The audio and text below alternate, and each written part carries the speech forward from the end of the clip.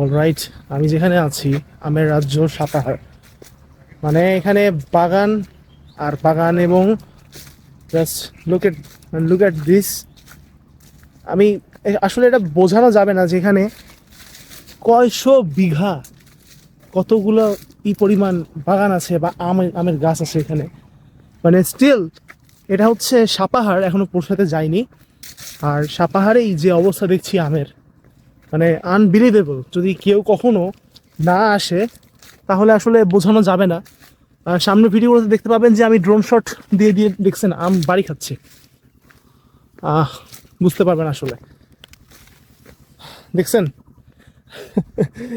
মানে কি বলবো আসলে, nothing nothing nothing nothing to say.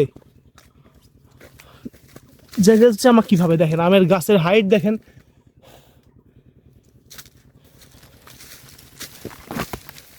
এই